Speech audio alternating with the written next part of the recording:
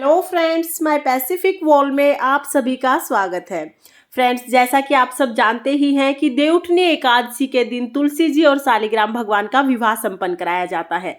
लेकिन इस वर्ष देवउठनी एकादशी के दिन रविवार था, तो तुलसी जी और शालिग्राम जी का विवाह द्वादशी के दिन कराया जाएगा, यानी कि 15 नवंबर दिन सोमवार के दिन तुलसी विवाह संपन्न कराया जाएगा।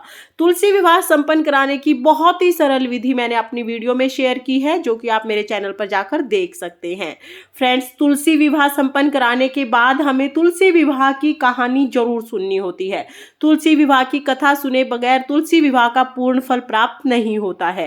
फ्रेंड्स, तुलसी विवाह का पूर्ण पुण्य फल प्राप्त करने के लिए तुलसी विवाह की कथा अवश्य सुने। तो चलिए मैं आपको तुलसी विवाह की कथा सुनाती हूँ। तुलसी विवाह की कथा जहाँ पर आपने तुलसी विवाह किया है उस चौकी के पास ही आपको सुननी है। तो चलिए कथा शुरू करते हैं। जलंधर नाम का एक पराक्रमी असुर था। उसका विवाह वृंदा नाम की एक कन्या से हुआ। वृंदा भगवान विष्णु की परम भगत थी और बहुत पतिव्रता थी। इसी कारण से जलंधर को अजय होने का वरदान प्राप्त था। वह अजय होने के कारण किसी से भी नहीं हारता था। अजय होने का वरदान प्राप्त होने के कारण जलंधर में बहुत ज्यादा अभिमान आ गया था और वह स्वर्ग की कन्याओं को परेशान करने लगा था। सभी उससे दुखी हो गए थे। सभी देवता दुखी होकर भगवान विष्णु की शरण में गए और जलंधर से मुक्ति प्राप्त करने के लिए कोई उपाय पूछा। तब भगवान विष्णु ने अपनी माया से जलंधर का रूप धारण कर लिया और छल से वृंदा के पतिव्रत धर्म को नष्ट कर दिया। इससे जलंधर का जो अजय होने का वरदान था वो क्षीण हो गया और युद्ध में जलंधर की मृत्यु हो गई। जब वृंदा को भगवान विष्णु के इस छल का पता चला तो वृंदा ने भगवान विष्णु को पत्थर का बन जाने का श्राप दे दिया। बाद में देवताओं ने वृंदा से प्रार्थना की, क्योंकि भगवान विष्णु के बिना सृष्टि का संचालन नहीं किया जा सकता था, तो वृंदा ने अपना श्राप वापस ले लिया। लेकिन भगवान विष्णु वृंदा के साथ हुए छल के कारण बहुत लज्जित थे। अतः भगवान विष्णु ने वृंदा के श्राप को जीवित रखने के लिए अपना एक रूप पत्थर में परिवर्तित कर दिया, जो आगे चलकर शालिग्राम भगवान कहलाया। भगवान विष्णु को दिया श्राप वापिस लेने के बाद वृंदा जलंधर के साथ सती हो गई। वृंदा की राख से तुलसी का पौधा निकला।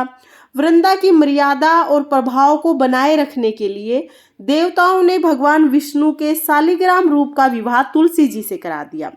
इस घटना को याद रखने के लिए प्रति वर्ष कार्तिक शुक्ल एकादशी, जिसको देव प्रबोधिनी या देव उठनी एकादशी भी कहा जाता है, उस दिन भगवान विष्णु के स्वरूप शालिग्राम जी का विवाह तुलसी जी से कराया जाता है। शालिग्राम पत्थर गंडकी नदी से प्राप्त होता है।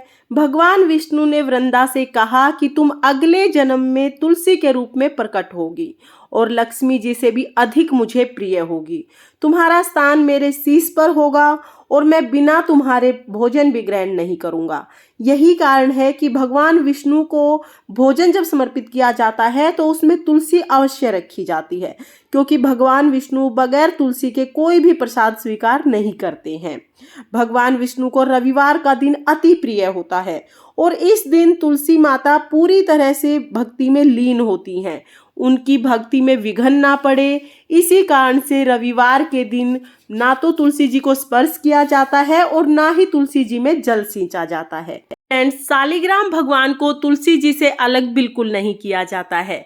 शालिग्राम भगवान वैसे तो तुलसी जी के गमले में ही विराजमान रहते हैं, लेकिन अगर आप किसी कारण से शालिग्राम भगवान को अपने मंदिर में भी विराजमान करते हैं तो तुलसी दल उनके पास अवश्य रखिए, क्योंकि शालिग्राम भगवान एक पल का भी विरह तुलसी जी से बर्दाश्त नहीं करते हैं और हमेशा तुलसी दल उनके पास अवश्य होना चाहिए। फ्रेंड्स, ये थी तुलसी विवाह की कथा। अगर आप तुलसी विवाह कर रहे हैं या नहीं भी कर रहे हैं तो भी आप तुलसी विवाह के दिन तुलसी विवाह की कथा अवश्य सुने।